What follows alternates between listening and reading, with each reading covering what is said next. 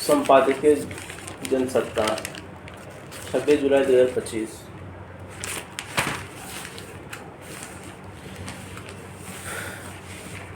PS Vora. वैश्विक व्यापार से भारत की चुनौतियाँ। चीन के साथ आयात के मुख्य तौर पर भारत की ओर से पूंजीगत वस्तुओं की प्राथमिकता दी जाती है।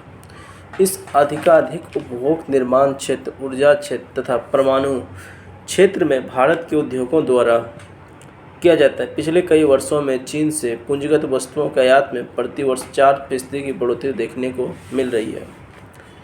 यह स्पष्ट है कि चीन पर भारत की निर्भरता तब भी अधिक है। दोनों अर्थव्यवस्थाओं के सापेक्ष आर्थिक प्रदर्शन इस बात को साबित करते हैं कि भारत की तुलना में श्रम के अंतर्राष्ट्रीय विभाजन में चीन को काफ़ी बेहतर स्थिति में है। इसी कारण विनिर्माण क्षेत्र में चीन की स्थिति अच्छी बनी हुई है। भारत की विनिर्माण क्षेत्र की अर्थव्यवस्था में अंशदान तकरीबन 15 से 16% से आगे नहीं बढ़ पा रहा है, जबकि वर्ष 2006 में राष्ट्रीय विनिर्माण प्रतिस्पर्धात्मक परिषद की स्थापना सरकार द्वारा मात्र इस उद्देश्य से की गई कि विनिर्माण क्षेत्र का अंशदान अर्थव्यवस्था में 25% आसपास रहे।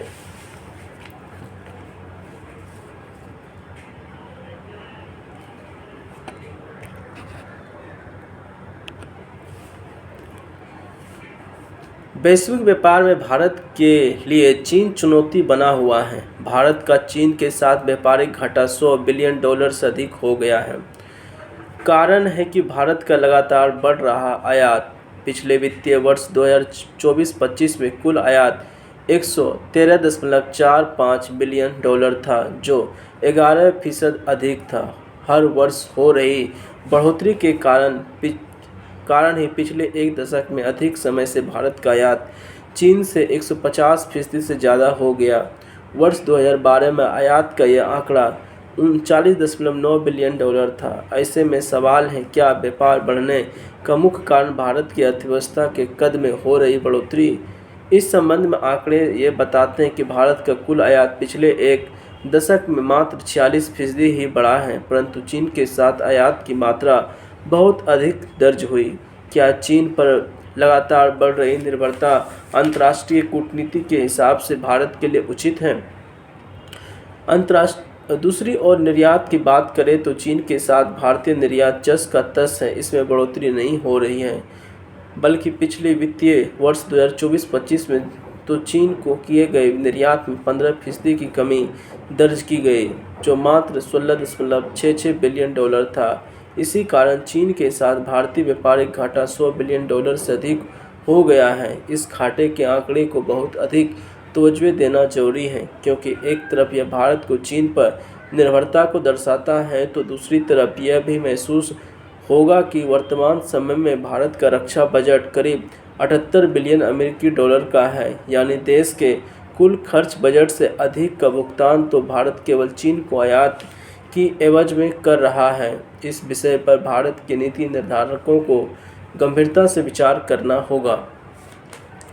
चीन के साथ आयात के मुख्य तौर पर भारत की ओर से पूंजीगत वस्तुओं की प्राथमिकता दी जाती है। इनका अधिकाधिक उपयोग निर्माण क्षेत्र, ऊर्जा क्षेत्र तथा परमाणु क्षेत्र में भारत के उद्योगों द्वारा किया जाता है। पिछले कई वर्षों से चीन से पूंजीगत वस्तुओं के आयात में प्रति वर्ष 4% की बढ़ोतरी देखने को मिल रही है। दूसरी तरफ यह आंकड़ा भी बहुत चौंकाने वाला है कि पिछले वित्तीय वर्ष में विभिन्न इलेक्ट्रॉनिक्स तथा इलेक्ट्रिक उत्पादों के आयात में 37% की बढ़ोतरी हुई, और यह स्पष्ट करता है कि भारतीय बाजार में स्मार्टफोन की खपत के अंतर्गत चीन आयातित कच्चे माल एवं कल पुर्जों का ही सहयोग है। यह तथ्य भी निश्चित रूप से भारत की make in India, digital India और स्टार्टअप इंडिया की जैसी पहलों के जरिए देश की मिलने वाली आत्मनिर्भरता को बहुत बड़ी रुकावट है। चीन से अन्य मुख्य आयात में भारी मशीनरी, रसायन शामिल हैं। इन सब के बीच यह सवाल भी उठता है कि क्या भारत चीन से आयात दूसरे मुल्कों से तुलनात्मक रूप से सस्ता है? अब यह बात पूर्णतः स्पष्ट है कि चीन पर भारत की निर्भरता बहुत अधिक है तथा यह लगातार बढ़ती जा रही है। दोनों अर्थव्यवस्थाओं के सापेक्ष आर्थिक प्रदर्शन इस बात को साबित करते हैं कि भारत की तुलना में श्रम के अंतर्राष्ट्रीय विभाजन में चीन काफ़ी बेहतर स्थिति में है। इसी कारण विनिर्माण क्षेत्र में चीन की स्थिति अच्छी बनी हुई है। भारत के निर्माण क्षेत्र की अर्थव्यवस्था में अंशदान तकरीबन 15 से 16% से आगे नहीं बढ़ पा रहा है, जबकि वर्ष 2006 में राष्ट्रीय विनिर्माण प्रतिस्पर्धात्मक परिषद की स्थापना सरकार द्वारा मात्र इसी उद्देश्य से की गई कि विनिर्माण क्षेत्र में अंशदान अर्थव्यवस्था में 25% के आसपास रहे। इसी तरह 2014 में जब मेक इन इंडिया की जोर शोर से पहल की गई तो इसी बीच का उद्देश्य विनिर्माण क्षेत्र के अंशदान को अर्थव्यवस्था में बढ़ाना ही था। इस संबंध में इसे निराशाजनक ही कहा जा सकता है कि आर्थिक नीतियों में भारत के विनिर्माण क्षेत्र को प्रोत्साहित करने के लिए ज़मीनी स्तर पर बहुत आमूलचूल परिवर्तन नहीं हुआ। इसी का नतीजा है कि आज एक तरफ विनिर्माण क्षेत्र भारत में लगातार बढ़ रहा है, बेरोजगारी की समस्या तो दूर नहीं हो पा रही, वही देश में इस क्षेत्र के संबंधित मांग से जुड़ी वस्तुओं का आयात करना पड़ता है क्योंकि घरेलू उत्पादक बहुत सीमित मात्रा में उपलब्ध हैं। दूरसंचार इलेक्ट्रॉनिक्स उपकरणों के क्षेत्र में तो अहम भारतीय भी यही अवधारणा है कि सब के सब उत्पादक आज भी भारत पर्याप्त रूप से सक्षम नहीं तथा इसका बहुतायत में आयात चीन से ही होता है। पिछले कई वर्षों में यह देखने को मिला कि भारत ने अपने निर्यात क्षेत्र को तुलनात्मक रूप से दूसरे छोटे देशों के साथ बढ़ाने की कोशिश की ताकि एक वैश्विक साख को स्थापित किया जा सके। यह सोच अपना एक पक्ष जरूर रखती है, परंतु चीन के साथ भारत के बढ़ते जा रहे वैश्विक घाटे की कमज़ोर परिस्थिति से बाहर निकालने में इसकी मदद नहीं मिल पा रही है। इस बात से भी देखा जा सकता है भारत को चीन अपनी तरफ आकर्षित करना चाहता है। कुछ समय पूर्व चीन के एक राजदूत ने कहा कि उसका देश भारत की कुछ खास वस्तुओं को अपने घरेलू बाजार में स्वागत करेगा। यह भारत के निर्यात को बढ़ाने का एक प्रस्ताव है, जिसे इस कथन से कई पक्ष निकलकर सामने आते हैं, जिसमें अमेरिका के राष्ट्रपति डोनाल्ड ट्रंप की ओर से हर दिन शुल्क को बढ़ोतरी के संबंध में दी जाने वाली धमकियां से वैश्विक स्तर पर व्यापारिक माहौल में परेशानी पैदा होने का पहलू भी विशेष तौर पर शामिल है। हालांकि चीन और अमेरिका के बीच शुल्क के संबंध में एक सुलह हो चुकी है, परंतु इन सब के बावजूद ट्रंप ने हाल में कहा कि ब्रिक्स समूह के अंतर्गत आने वाले देशों अगर अमेरिकी मुद्रा डॉलर के विरुद्ध कोई साझेदारी की जाती तो उन पर भी 10% से अधिक अतिरिक्त शुल्क लगाया जाएगा। इसके अलावा बीते दिनों डोनाल्ड ट्रंप ने भारत के रूस के कच्चे तेल खरीदने पर 500% तक शुल्क लगाने की बात कही। हालांकि अमेरिकी ट्रंप के इस तरह की घोषणाओं को धरातल पर उतार पाना आसान नहीं है, क्योंकि इसके दूरगामी प्रभाव हो सकते हैं और यह अमेरिका के हितों को भी प्रभावित कर सकता है। भारत को बिना किसी दबाव में आए अंतर्राष्ट्रीय कूटनीति के तहत पूर्व की भांति रूस को कच्चे तेल की आवाक जारी रखनी चाहिए, क्योंकि इससे घरेलू बाजार में महंगाई को काबू रखने में मदद मिलेगी। वहीं चीन के साथ व्यापारिक पहल करते हुए भारत को अपने निर्यात को बढ़ाने पर ध्यान केंद्रित करना चाहिए ताकि लगातार बढ़ रहे व्यापारिक घाटे को कम करने में मदद मिल सके।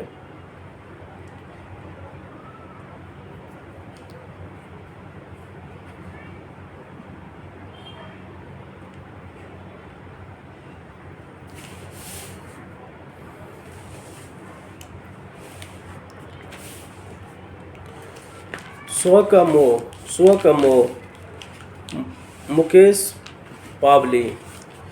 हर मनुष्य के पास अगर 3 वस्तुएं हैं तब यह मानकर चलते हैं कि हम अमीर हैं। ये 3 वस्तुएं तन, मन और धन। हमारे गुरुजनों और ज्ञानियों ने अपने वचनों में हमेशा इस ओर इशारा किया कि तन तो 4 ही लाख योनियों की यात्रा है। अगर हम मनुष्य के रूप में पृथ्वी पर हैं तो हमारे लिए गर्व की बात है, इस पर खर्च करना चाहिए, लेकिन इसके मोह में पड़ना ठीक नहीं है। इसी प्रकार वे भी फरमाते हैं कि मन चंचल है और अबोध शिशु के समान है। मन को काबू में रखना मुश्किल अवश्य है, लेकिन असंभव नहीं। यूँ भी मन ही क्या जिस पर उसके स्वामी का नियंत्रण न हो।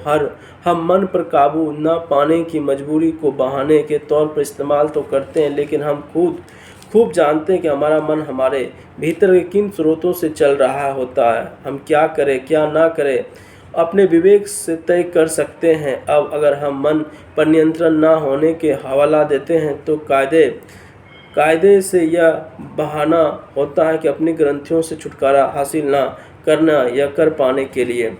अब यह धन तो कबीर ने साफ साफ कहा कि साईं इतना दीजिए जो कुटुंब समय में भी भूखा ना जाऊं, साधु भूखा ना जाए। पैसे, जमीन, जायदाद जैसी भौतिक वस्तुओं का घमंड करने वाले को बुरा हाल होता है। हमारे ऋषि जन ने यह बात बताया कि यही तो सही है कि हम मनुष्य नाम के जीव अत्यंत भाग्यशाली हैं, क्योंकि हमारे पास अन्य जीवों की अपेक्षा शरीर के एक हिस्से में दिमाग होता है और इस दिमाग के भरोसे हम अपने रहन सहन, पढ़ाई लिखाई और बेहतर बनाते हुए सामाजिक, धार्मिक, आर्थिक, राजनीतिक आदि क्षेत्रों में स्वयं को सक्षम व्यक्ति के रूप में प्रतिस्थापित करते हैं। प्राचीन काल में ढलती हुई उम्र और बुजुर्ग लोग अपने आप को सेवा कार्यों में झोंक देते थे। इसी से कुछ भक्ति मार्ग पर चलते थे और कुछ मोह माया से दूर एकांतवास में भी रहने चले जाते थे। इस तरह के सभी लोग तन के कमजोर हो ऐसा नहीं, मगर यह एक समांतर सच है कि कद काठी से मजबूत होना लोग भी तन को स्वस्थ रखने के लिए अपने आहार का पूरा ध्यान रखते हैं। आधुनिक युवा वर्ग व्यायाम करने के लिए जिम खाने की बात बड़े घमंड के साथ बताता है, जबकि घर या कहीं भी दूसरे श्रम से वह भी जी चुराता है। तन को गतिमान बनाए रखने के लिए स्वस्थ पर्यावरण, शारीरिक मेहनत अति आवश्यक है। इसके साथ ही शुद्धता से परिपूर्ण भोजन भी। मन पर नियंत्रण करने का मतलब यह नहीं होता है कि खुद अपनी सारी इच्छाओं के लिए सब होना, उसे दबा देना आवश्यक। सब वही होगा जो अपने साथ साथ अपने परिवार, समाज और देश के हित के लिए निस्वार्थ भाव से कार्य करेगा। यह भी सुनिश्चित करना होगा कि हम बिना किसी प्रतिफल की चाह में अपनी जीवन कैसे व्यतीत करें। दरअसल सब व्यक्ति का सबसे महत्वपूर्ण लक्षण उसका परोपकारी होना। वर्तमान में प्रत्येक मनुष्य खुद को परोपकारी बताता है, लेकिन वास्तव में इस पृथ्वी पर बहुत कम लोग ही हैं यह भावना रखते हैं। अक्सर लोग देखी पर आ जाते हैं और प्रसिद्धि की चाह में समाज को दिग्भ्रमित करते हैं। मन को नियंत्रित करने के लिए संकल्पों के साथ जीना चाहिए। अपने सामर्थ्य के अनुसार अपने मन को सही दिशा प्रदान करने के लिए अनुभवी व्यक्तियों से संपर्क और संवाद करना चाहिए। बस केवल स्वविवेक से काम लिया जाए तो यह समझना अवश्य आसान हो जाता है। अगर कोई व्यक्ति सत्ता के ढांचे महत्वपूर्ण पद में बैठे व्यक्ति को सिर्फ खुश करने के लिए प्रभावित करता है, तो वह अपने आसपास के लिए एक जोखिम की तरह रहेगा। धन संचय करना आवश्यक है, लेकिन साथ ही इसे प्राप्त करने के लिए गलत मार्ग पर चलने से बचना भी आवश्यक है। समाज में ऐसे भी अनेक धनाढ्य हैं जो समाज के उत्थान के लिए अस्पताल, विद्यालय और अनेक उपयोगी स्थलों का निर्माण करते हैं। ऐसे लोग गरीबों की उनकी आवश्यकतानुसार भोजन, दवाइयाँ और अन्य सामग्री उपलब्ध कराते हैं। धन लोलुपता धोखाधड़ी को जन्म देती है और हम इस तरह के अपराधों में अनचाहे विलिप्त होते चले जाते हैं। परिणाम स्वरूप एक दिन भेद खुल जाने के बाद वह धन हमारे लिए अभिशाप बन जाता है। वर्तमान में हम मानवता से दूर होते जा रहे हैं और पाखंडी आचरण में अपने आप को जकड़ते जा रहे हैं। हमारे पास चाहे जितनी भी धन हो, अगर उसकी सही उपयोग नहीं हो रहा है तो वह हमारे लिए बालू मिट्टी के समान जिस दिन हाथ में फिसल जाता है। दरअसल तन, मन, धन तीनों ही हमारे लिए उपयोगी है, लेकिन इसका समर्पण भाव से उपयोग हो तो श्रेष्ठ है। वरना मैं तो जीना एक दिन हमें सब समाज के कोसों दूर। दुर्भाग्य हमारे समाज में मैं की बीमारी से करोड़ों लोग ग्रसित हैं। हमारी मैं की भावना से हमें ही आहत करती है। झूठा और खोखले दावे और भय दिखाकर समाज में स्वयं में प्रतिष्ठित करने के लिए किए गए कार्यों का फल अल्पकालिक ही होता है। समाज को समर्पित कार्य बिना मैं साथ नहीं किए जाए तो पद, सम्मान, प्रतिष्ठा भले ही न मिले, लेकिन मन को जो शांति मिलती है वह अतुलनीय है। अगर हम अपने इसके बिना समाज में रहना सीख जाए तो हमारे जीवन निश्चित रूप से खुशियों ही खुशियाँ होंगी। दुराग्रह का दायरा। यह विचित्र विडंबना है कि जिस देश में विश्व भर के किसी समाज के विकास को आधुनिकता के आईने से देखने की अपेक्षा की जाती है, उनमें कुछ घटनाएं कसौटी पर बहुस्तरीय नाकामी को दर्शाती हैं। ऐसी ही सामाजिक प्रवृत्तियों का सिरा ढूंढना मुश्किल हो जाता है जिसे एक और कई समाज सभ्यता के मापदंडों पे अन्य के मुकाबले श्रेष्ठ होने का दम भरे, लेकिन वही कुछ लोगों को व्यवहार ऐसा भी है जो उसके दुराग्रह के कुंठाओं से भरे होने का सूचक हो। गौरतलब है कि ऑस्ट्रेलिया के मेलबर्न में एक हिंदू मंदिर और 2 एशियाई रेस्तरां भी दीवारों को नस्ली भाव भित्तियों से विकृत कर दिया गया और नस्ली नफरत फैलाने वाली बात लिखी गई। खबर के मुताबिक स्थानीय पुलिस ने इस घटना की पुष्टि जरूर की और कहा, हमारे समाज में घृणा आधारित और नस्लवादी व्यवहार के लिए बिल्कुल जगह नहीं, यानी जिन लोगों ने नस्ली नफरत फैलाने की कोशिश उन्हें स्थानीय स्तर पर कोई व्यापक समर्थन नहीं है। इसके बावजूद अक्सर ऐसी घटना होती रहने की खबरें बताती हैं कि ऐसे तत्व भी हैं जो ऑस्ट्रेलिया के सामाजिक विकास नीतियों में मौजूद कमियों को सूचक हैं। भारतीय और एशियाई पहचान के लोगों को लक्ष्य बनाकर मेलबर्न में इस तरह की नस्ली दुराग्रह का प्रदर्शन कोई अकेली घटना नहीं। पिछले कुछ वर्षों में ऑस्ट्रेलिया में ही इस प्रकृति की कई घटना सामने आई, जिसके अलावा कनाडा, ब्रिटेन, अमेरिका, न्यूजीलैंड और अन्य कुछ देशों में भारतीय पहचान के लोगों पर नस्ली हमला होते हुए घृणा से टिप्पणी की गई, प्रत्यक्ष रूप से अपमानित करने की कोशिश की गई। ऐसे अनेक वाकया हैं जिसमें किसी व्यक्ति ने बिना किसी कारण सिर्फ भारतीय पहचान आधार पर जानलेवा हमला किया। वास्तव में ऐसी आक्रामकता का स्रोत क्या है? आखिर क्या वजह है कि हाल के वर्षों में अलग अलग देशों में भारतीयों के प्रति इस तरह के हमलों के इजाफा हुआ? जिस दौर में भारत अंतर्राष्ट्रीय स्तर पर अहम मुद्दों के मामले अपना मजबूत दखल रख रहा, उससे भारतीय लोगों को उनकी आस्था को चोट पहुंचाने की घटनाओं के बाद सिर्फ चिंता जाहिर करने तक कार्य सीमित रह जाती है। इसे कूटनीतिक मोर्चे पर एक नाकामी के तौर पर देखा जाएगा। संबंधित देशों से सरकार अपने यहाँ भारतीयों के प्रति नस्लवादी नफरत को फैलाने और तत्वों के खिलाफ सख्त कार्रवाई न करती है और इसलिए ऐसी घटना होती रहती है। यह समझना मुश्किल है कि जिन देशों के वैश्विक स्तर पर विकसित देश के श्रेणी में माना जाता है, वहाँ इस तरह की स्थिति क्यों बनी हुई है, जिससे कुछ लोग नस्लवादी पूर्वाग्रह से भरे हुए हैं, किसी अन्य पहचान वाले लोगों या समुदायों को कमतर मानकर उसके साथ अमानवीय तरीके से पेश आते हैं। सवाल है कि प्रतिगामी धाराओं या मनोग्रंथियों से भरा हुआ कोई व्यक्ति या समाज सब और आधुनिक होने की कसौटी पर खुद को किसी से श्रेष्ठ मान सकता है। दरअसल नस्लवादी दुराग्रहों से भरे हुए कुछ लोग इस पहलू पर विचार करने की भी कोशिश नहीं करते। उनकी हरकतों से उपजे सवालों का जवाब दूसरे लोगों को देना पड़ता है। नस्ली कुंठाओं से डूबे रहने के नतीजे किसी व्यक्ति या समूह के भीतर जिस तरह की आक्रामकता, हिंसा का विस्तार होता है, उसका खामियाजा एक दिन कई पक्षों को भुगतना पड़ सकता है। अपराध का दुष्चक्र। देश की राजधानी दिल्ली के नाते दिल्ली को कानून व्यवस्था लिहाज से अपेक्षा ज़्यादा चौकस और सूचित माना जाता है, मगर हकीकत यह है कि यहाँ आपराधिक तत्वों के अपनी मनमानी करने की शायद एक बड़ी बाधा पेश आए। यह वही वजह है कि दिल्ली राष्ट्रीय राजधानी से बिगड़ती हालात पर गुरुवार को सुप्रीम कोर्ट ने सख्त टिप्पणी की। आपराधिक गिरोह कोई सहानुभूति नहीं होनी चाहिए और समाज में इनकी मुक्ति मिलनी चाहिए। अगर हम लोगों के कानून और न्याय व्यवस्था के भरोसे उठ जा रहा है तो गंभीरता से लेना होगा। शीर्ष अदालत की टिप्पणी भी गौरतलब है कि दिन दहाड़े हत्या करके कोई भी सबूतों के अभाव में बेखौफ छूट जाता। आखिर गवाहों की सुरक्षा देने के लिए क्या किया जा रहा है? अपराध का दायरा कितना बड़ा हो गया है, किसका अंदाजा इस बात से लगाया जा सकता है कि राजधानी से सटे इलाकों में चल रहे गिरोह एक दूसरे जगह जाकर वारदात को अंजाम देते हैं। यह स्थिति तब है जब दिल्ली के 2 सरकार हैं, सुरक्षा व्यवस्था केंद्र के हाथों में, फिर भी कानून का राज अगर कमज़ोर है तो उसकी जिम्मेदारी तय होनी चाहिए। चिंता की बात है बिल्कुल गिरोहबाज सलाखों के पीछे जाने के बाद भी अपनी गतिविधियों संचालित करते रहते हैं। ऐसे में कई अपराध कभी गिरफ्तार भी हो तो उनके खिलाफ कई मामले लंबित होने पर आरोप तय करने में लंबा वक्त लग जाता है। जाहिर है यह जांच अधिकारियों की लापरवाही का नतीजा है। दिल्ली और अंतर्राष्ट्रीय राजधानी क्षेत्र में अपराध पर काबू पाने के संदर्भ सुप्रीम कोर्ट ने गवाहों की सुरक्षा के साथ साथ त्वरित सुनवाई अदालत बनाने की जरूरत भी बताई है। विडम्बना यह है कि कानून व्यवस्था के मोर्चे से लेकर शीघ्र न्याय सुनिश्चित करने के मसले पर सरकारों को बहुत ज़्यादा गंभीर होकर पहल करने की जरूरत है महसूस नहीं है। गिरोहबाजों से दिल्ली से छुटकारा पाने के लिए ठोस कदम उठाने की जरूरत है, लेकिन इसके लिए औपचारिक आश्वासनों से आगे बढ़कर ठोस इच्छा शक्ति का प्रदर्शन करना होगा। नियत पर सवाल। जगदीप धनखड़ उपराष्ट्रपति के रूप में विपक्ष के आंखों में किरकिरी बन गए थे। उनके हर कार्य को गलत ठहराने वाला विपक्षी दल आज उसके पक्ष में खड़ा है। धनखड़ के इस्तीफे को लेकर सवालों की झड़ी लगा दी है।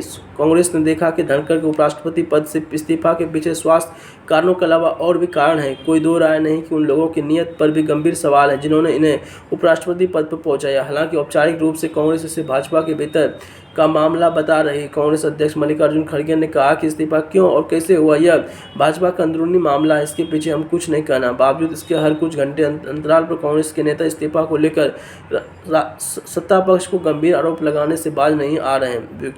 इस्तीफा देने से पहले धनखड़ राज्यसभा के सभापति की भूमिका का कुशलतापूर्वक निर्वहन कर रहे थे। उसका कार्यकाल कई मायने में काफ़ी चर्चित रहा। विपक्ष ने उन्हें कई बार निशाने पर लिया। फिलहाल यह बहस का मुद्दा बन गया है। युगल कुमार राही, छपरा, बिहार। संकल्प का जीवन। संकल्प शक्ति वह मानसिक ऊर्जा जो जीवन के प्रत्येक मोड़ पर मार्गदर्शन करती है। संकल्प के बिना सफल जीवन की कल्पना अधूरी है। संकल्प शक्ति व्यक्ति को जीवन की चुनौतियों से अडिग बनाए रखती है। वह केवल लक्ष्य की इच्छा नहीं बल्कि यह तक यहाँ तक पहुँचने का साहस, अनुशासन और निरंतरता, यह वही शक्ति है जो गिरने के बाद उठने और सफलता से भी आगे बढ़ने और संघर्ष को अवसर में बदलने की क्षमता है। संकल्प शक्ति स्रोत आत्मबोध। जब मनुष्य अपने जीवन के उद्देश्य को पहचान लेता है तभी वह सच्चे संकल्प से जुड़ता है। यही शक्ति भटकाव के समय दिशा देती है और विकल्पों की भीड़ से असफलता। आज जब बाहरी अस्थिरता और भीतरी भ्रम बढ़ते जा रहे हैं तो संकल्प शक्ति वह ध्रुव तारा है जो मन की केंद्रित करता है और वह कर्म का अर्थ होता है। यह शक्ति न केवल आत्मविकास का आधार है बल्कि समाज के लिए भी प्रेरणा बन सकती है। अमर सिंह। साझा संस्कृति। भारत ने बांग्लादेश सरकार से महान फिल्म निर्माता सत्यजीत रे के पैतृक घर को ध्वस्त करने पर रोक लगाने के लिए कहा कि यह इमारत सत्यजीत रे के दादा उपेंद्र किशोर रे चौधरी की थी। हालांकि वहां के स्थानीय प्रशासन ने कहा कि पिछले 10 वर्षों में यह इमारत जीर्ण शीर्ण और खतरनाक हो गई। भारत के इस इमारत के संरक्षण के लिए मदद का हाथ बढ़ाया है जो बांग्लादेश के सांस्कृतिक पुनर्जागरण का प्रतीक है। इस संरचना को ध्वस्त किए बिना इसे दोनों देशों के साझा सांस्कृतिक प्रतीक के रूप में एक संग्रहालय में परिवर्तित किया जाना चाहिए। भारतीय फिल्म प्रेमियों की इच्छा है कि इस संरचना को संरक्षित किया जाए। इसके साथ ही पड़ोसी देश में हमारी स्मृतियों से जुड़े प्रतीकों और अन्य इमारतों के संरक्षण पर भी हमारी सरकार को ध्यान देनी चाहिए। इससे देशों के बीच सांस्कृतिक और भावनात्मक रिश्ते जुड़े रहते हैं। कुछ स्मृतियाँ इस तरह की भी बनी होनी चाहिए। संतोष एच राउत, सतारा, महाराष्ट्र। दूरगामी निर्णय। सुप्रीम कोर्ट ने एक मामले में सुनवाई के दौरान निर्देश दिया कि अगर कोई महिला ससुराल वालों के खिलाफ दहेज प्रताड़ना को लेकर पुलिस में रपट दर्ज कराए तो उसकी पति या रिश्तेदारों को गिरफ्तार करने में जल्दबाजी न करें। तमाम सवालों के बावजूद यह सच है कि दहेज प्रथा अब भी खत्म नहीं हुई। आज भौतिकवाद के दौर में कुछ लालची लोगों ने इस कुप्रथा बना दिया है कि कई राज्यों में दहेज का विद्रूप चेहरा देखने को मिलता है। कई बार दिखावे में पड़कर बेटी का पिता कंगाल हो जाता है। अगर कोई ऐसा नहीं करता तो समाज में संकीर्ण मानसिकता वाले लोग उसे ताना देना लग जाते हैं। ताना या निंदा से बचने के लिए कई परिवार की लड़कियां की शादी के लिए चादर से बाहर पैर पसारने लगते हैं और कुछ तो कर्ज के दलदल में भी फंस जाते हैं। राजेश कुमार चौहान, जलंधर। जगदीप धनखड़ जी का इस्तीफा। जगदीप्त हो पूछ लेते तो बस मिजाज मेरा कितना आसान था इलाज मेरा। फहमी बदायूं। कुछ समय पहले संसद परिसर में धक्का मुक्की से 2 सांसदों को चोट लगी थी। चोट लगी आरोप नेता प्रतिपक्ष पर था कि दोनों सांसद के साथ राष्ट्रीय मरीज जैसा व्यवहार हुआ। पार्टी से जुड़े इतने लोग उनसे मिलने पहुंचे कि अस्पताल व्यवस्था भी परेशान हो गई। उस वक्त पार्टी से जुड़ा कोई भी व्यक्ति हाँ भर सकता था कि काश इनकी जगह मैं घायल होता। जरा याद करें 3-4 दशक पहले का दौर जब उपभोक्तावाद चरम पर नहीं था। तब आम लोगों के बिस्कुट और डबल रोटी जैसी चीज़ मौके पर ही आती थी। इन दिनों घर के किसी बच्चों की तबीयत खराब होने पर उसे बिस्कुट डबल रोटी जैसी हल्की चीज़ दी जानी थी तो घर में दूसरे बच्चे भी दावा करने लगते थे। उन्हें भी बुखार है, लिहाज वे भी बिस्कुट खाने के अधिकारी हैं। दो संसदों की उच्च स्तरीय तीमारदारी देखकर अन्य सोच रहे हैं कि घायल अच्छे हैं। कुछ समय बाद देश के दूसरे सर्वोच्च पद पर बैठे व्यक्ति ने अपने बीमार होने का हवाला देते हुए पद छोड़ दिया। बीमार का हाल पूछते तो दूर, बीमारी के नाम पद छोड़ने का उन्हें इतनी शुभकामना दी गई कि लगा बीमारी कोई शुभ चीज़ है हो गई हो। उनके अस्तित्व को ऐसा शून्य जैसा करार दिया गया कि कहना उपेक्षित होकर अच्छे भले तंदुरुस्त आदमी की सेहत बिगड़ जाए।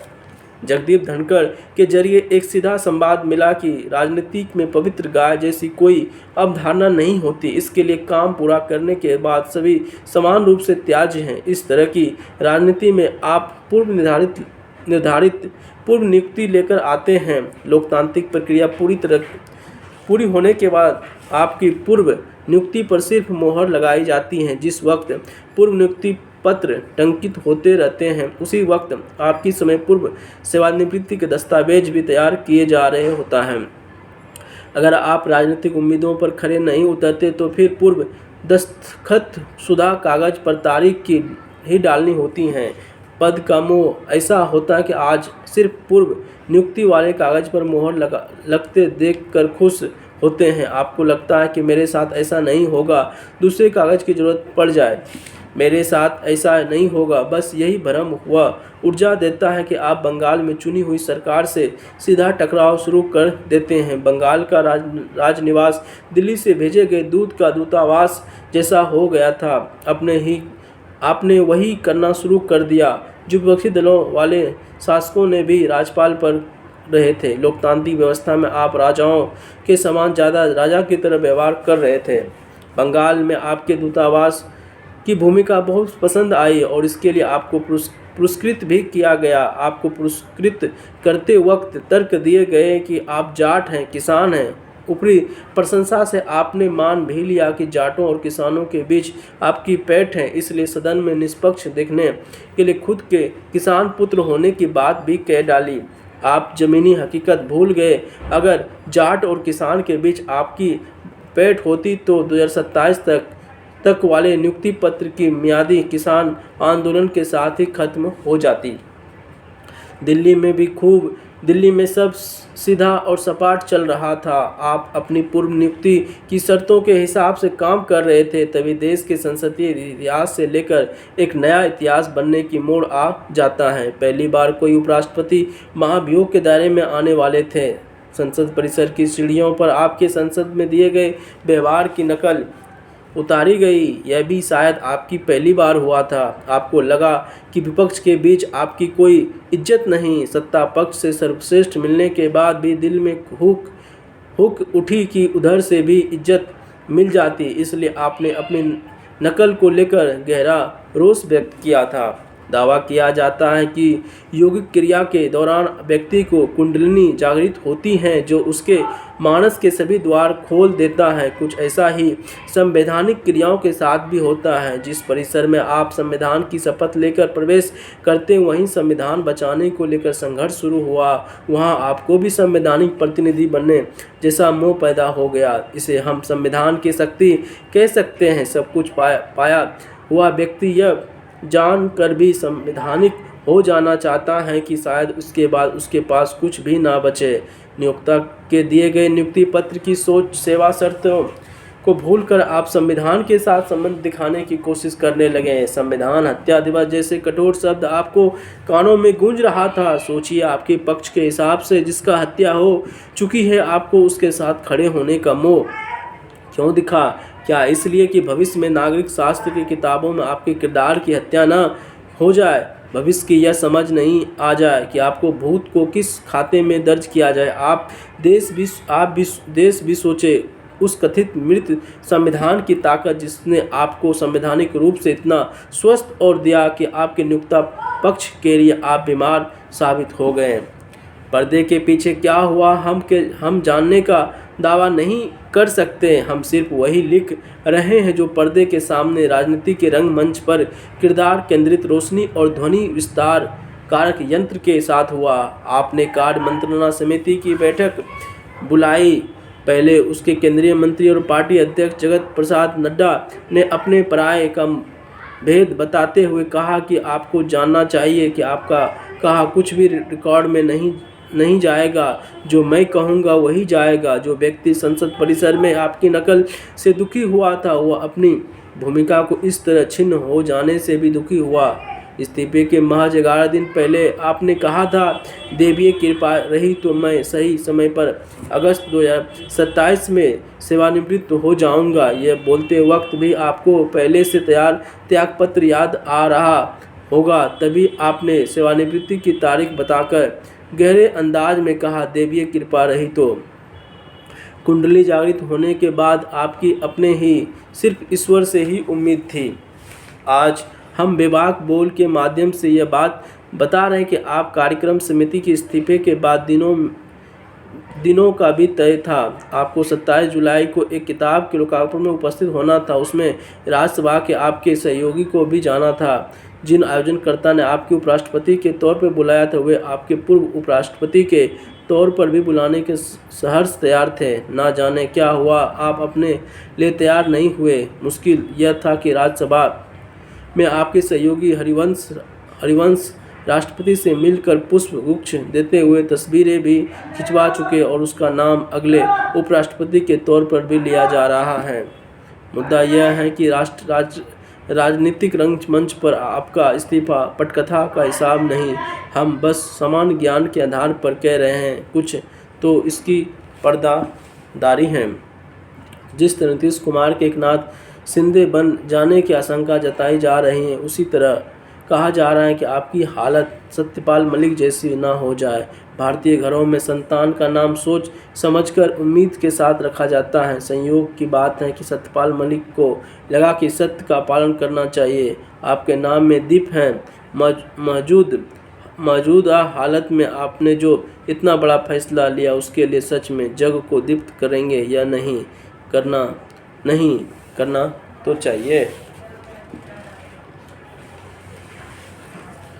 राजा भोज ने जब विक्रमादित्य को सिंहासन में बैठने की कोशिश की तो उसने लगा कि 32 पुतलियों से भारी भारी पूछना शुरू कर दिया, क्या आप सिंहासन पर बैठने के योग्य हैं?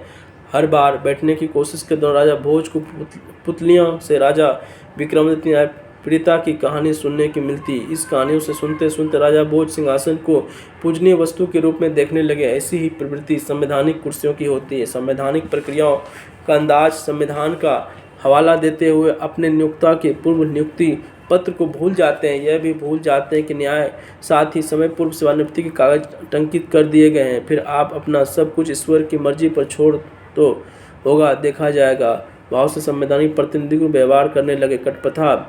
पटकथा निर्देशकों की नाक भर गुजरता है। आपने किरदार के लिए लिखे संवादों से इतर शब्द बोले। अब जगदीप धनखड़ ने उन शब्दों की उम्मीद करना बेबाक बोल जो जग को सच में दीप्त करे।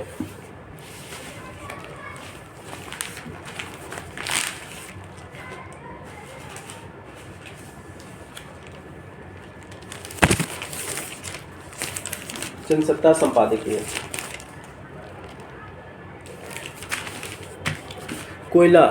कोयला स्वच्छ वायु और स्वागत योग्य कदम।